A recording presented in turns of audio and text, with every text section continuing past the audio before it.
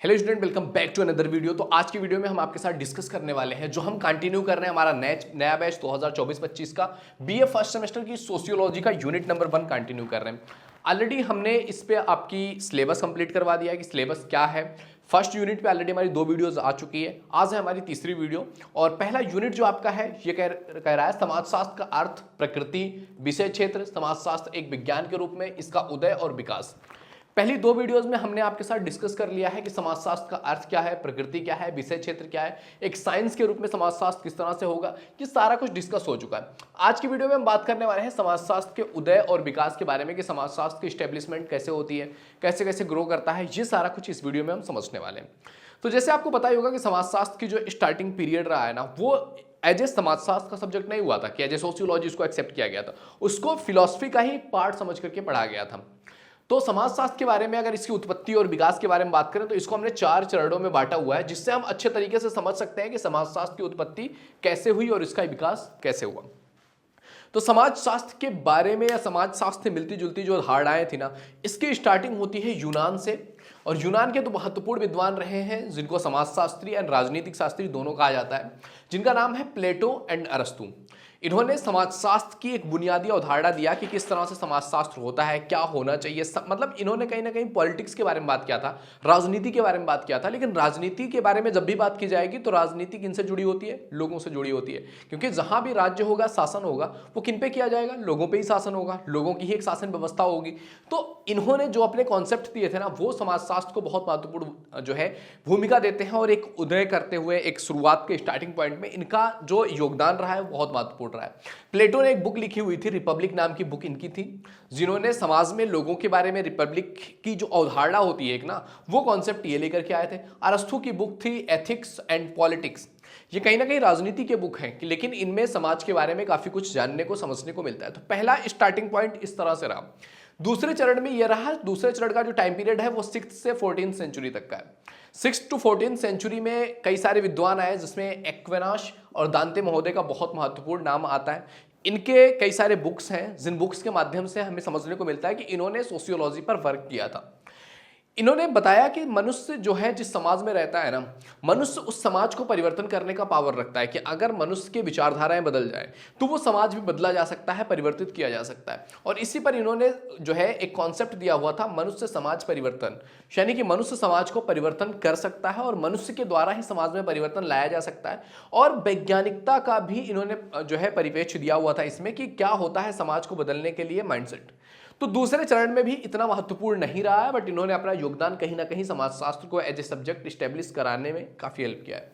तीसरा चरण आता है जहां से 15वीं शताब्दी स्टार्ट होती है 14th सेंचुरी के बाद, और यहां से रियल सोशियोलॉजी का स्टार्टिंग होता है कि वास्तविक रूप से जो आज हम सोशियोलॉजी पढ़ रहे हैं ना, उस सोशियोलॉजी की जो रियल अपब्रिंगिंग कह सकते हैं वो स्टार्ट हुई थी 15th सेंचुरी थी।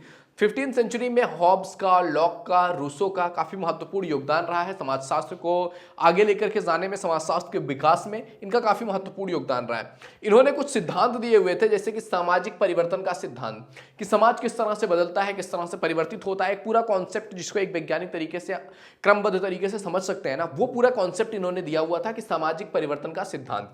माल्थस महोदय इसी टाइम पीरियड पे थे, जिन्होंने जनसंख्या का सिद्धांत दिया था कि किस तरह से आज पूरी दुनिया में जियोग्राफी अगर आप उठा करके देखोगे, कहीं पर जनसंख्या बहुत ज्यादा है, कहीं पर जनसंख्या बिल्कुल नहीं है, कहीं पर जनसंख्या बहुत कम है।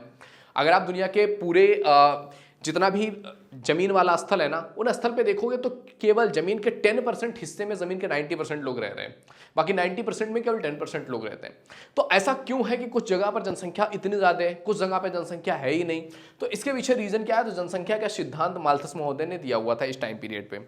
नेक्स्ट आता है आपका चौथा चरण। चौथे चरण में ही इसको रियल इस्टेब्लिशमेंट कह सकते हैं, जहां पर अगस्ट काम्टे महोदय आते हैं। अगस्ट काम्टे महोदय के आने के बाद सोशियोलॉजी को as a sociology subject accept किया गया था। इससे पहले क्या थी, वो फिलॉसफी के एक पार्ट के रूप में पढ़ा जाता था। अगस्ट काम्टे ने 1838 ईस्वी में पहली बार सोशियोलॉजी को एज ए सब्जेक्ट स्टेब्लिश कराया कि सोशियोलॉजी एक अलग सब्जेक्ट है, ये फिलॉसफी का एक पार्ट के रूप में रहने के लिए नहीं है, इसको अलग से एक सब्जेक्ट का दर्जा दिया जाए।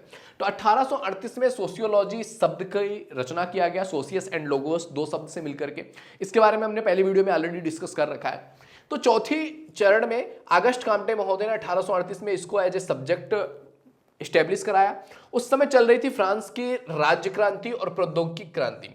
राज्य क्रांति और औद्योगिक क्रांति के चलते हुए अगस्ट कांटे की जो विचारधाराएं थी ना, वो कहीं ना कहीं फ्रांस में इन क्रांतियों से काफी जो है इंपैक्ट थी।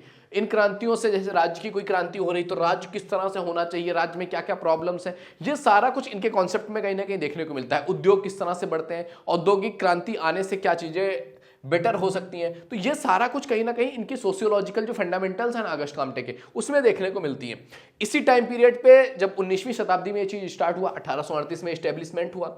इसी टाइम पीरियड में ब्रिटेन में थे स्पेंसर। स्पेंसर का नाम सबने सोशियोलॉजी में सुन रखी होगी। तो इसी टाइम पे स्पेंसर थे जिन्होंने ब्रिटेन में सोशियोलॉजी पर वर्क किया। इनकी बुक थी प्रिंसिपल ऑफ सोशियोलॉजी।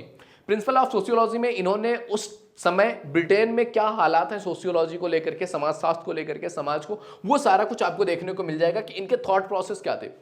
क्योंकि किसी भी चीज पर आपके थॉट प्रोसेस वही होते हैं ना जिन हालातों से आप गुजर रहे होते हो, जिन सिचुएशन से, जिन स्थितियों से आप रहते हो, उसी के अकॉर्डिंग आपके थॉट प्रोसेस बनते हैं।